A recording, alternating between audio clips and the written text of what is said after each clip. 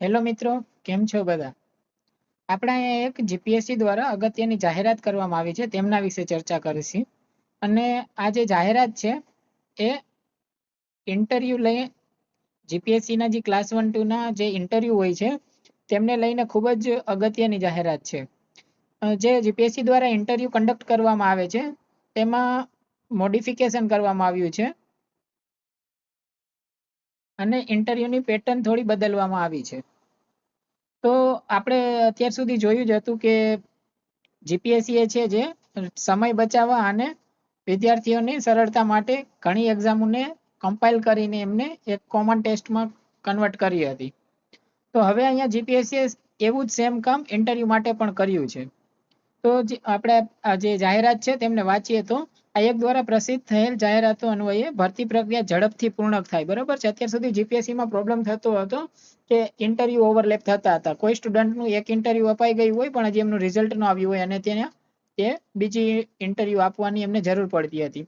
તો એના લીધે બે પ્રોબ્લેમ થતા હતા. એક તો સ્ટુડન્ટે વારે વારે 2 વખત ઇન્ટરવ્યુ આપવા પડતા હતા અને બીજું એ કે તેમની જે ભરતી પ્રક્રિયા જે લેટ થાય છે તેમના લીધે તેમને પસંદગી કરવામાં પણ પ્રોબ્લેમ થતો હતો.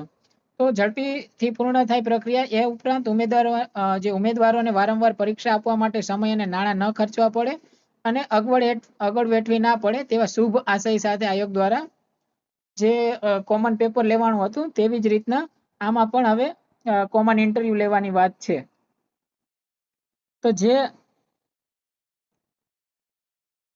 તો જે પરીક્ષાઓમાં સમાન શૈક્ષણિક લાયકાત ધરાવતી જાહેરાતો હશે તેમાં એક સાથે ઇન્ટરવ્યુ લેવામાં આવશે. અને એમાં તમે જેમ કે આપણે ઉદાહરણ તરીકે જોઈએ તો ક્રમાંક 51, 24, 25 અને 77, 24, 25 જે કાર્યપાલ ઇજનેર વર્ગ 1 અને નાયબ કાર્યપાલ ઇજનેર વર્ગ 2 આ બંને માટે લેવાયેલી અલગ અલગ પરીક્ષા હતી. પણ હવે શું થાય કે આના માટે ઇન્ટરવ્યુ અલગ અલગ લેવામાં આવે તો કોઈ ઉમેદવાર બંનેની પરીક્ષામાં પાસ થયો હોય તેમને 2 ઇન્ટરવ્યુ આપવા પડે અને ત્યારબાદ તેમના જે વેટિંગ હોય એમના લીધે એમને પસંદગી કરતા પણ વાર લાગે છે. તો અહીંયા હવે શું થશે કે આ બંને જે પરીક્ષા છે તેમના માટે એક સાથે જ કોમન ઇન્ટરવ્યુ લેવામાં આવશે અને એમાં પ્રિફરન્સ હોય તેમની જોગવાઈ કરવામાં આવી છે કે તમે બંનેમાં પાસ થાવ. માનો કે તમને 80 માર્ક્સ ઇન્ટરવ્યુમાં આપ્યા તો એ 80 માર્ક્સ બંને પરીક્ષા માટે કાઉન્ટ થશે અને જે 80 માર્ક્સ જે બંને માટે કાઉન્ટ થાય તો એના દ્વારા તમને જાણે કે એવું આપણે માનીએ કે કાર્યપાલ ઇજનેર વર્ગ 1 માં પણ એડમિશન મળે છે અને 2 માં પણ મળે છે. તો તમને જ્યારે ઇન્ટરવ્યુ આપવા જશો ત્યારે જ પ્રિફરન્સ અપાવી દેશે. ઠીક છે. તો પ્રિફરન્સ એ છે કે એમાં તમે પ્રિફરન્સ આપી શકો કે ઇજનેર વર્ગ 1 છે તે મારો ફર્સ્ટ પ્રિફરન્સ છે અને નાયબ કાર્યપાલ ઇજનેર છે મારો સેકન્ડ પ્રિફરન્સ છે. તો એમના આધારે તમને તમારા જે મેરિટ બનતું હશે તેથી એ મેરિટને આધારે તમને જે પોસ્ટ યોગ્ય હોય એ અલોટ થશે. તો કોઈ પણ જે વસ્તુ હોય, કોઈ પણ નવું જે મોડિફિકેશન હોય, ચેન્જ હોય તેમના લાભની સાથે નુકસાન પણ હોય. તો અહીંયા આપણે લાભમાં એવું કરી શકીએ કે વારે વારે ઇન્ટરવ્યુ ન દેવા જોઈએ, પસંદગી થોડી જલ્દી થશે અને એક રીતના કહીએ તો પૂરી ભરતી પ્રક્રિયા પણ થોડી ઝડપી બનશે. તેથી ઉમેદવારોને જે પોસ્ટિંગ મળતા 2-2.5 વર્ષ નીકળી જતા હતા તેટલો ટાઈમ ન લાગતા થોડા ઓછા ટાઈમમાં જે એક રીતના કહીએ કે પોસ્ટિંગ મળી જશે. બીજું ખાસ અહીંયા સ્પેસિફિકલી કહેવામાં આવ્યું છે કે જે બોર્ડ મેમ્બર છે તેમના દ્વારા રોજના 15 ઇન્ટરવ્યુ લઈ શકાય એવું ગુણવત્તાસભર ઇન્ટરવ્યુ લઈએ તો દરરોજના 15 જેટલા ઉમેદવારોની રૂબરૂ મુલાકાત લઈ શકીએ. તો આને કાઉન્ટ કરતા હજારો સ્ટુડન્ટના ઇન્ટરવ્યુ લેતા ઘણા મહિના લાગી જાય. બરોબર છે. મંથ્સ ઓફ ટાઈમ લાગી જાય. બરોબર.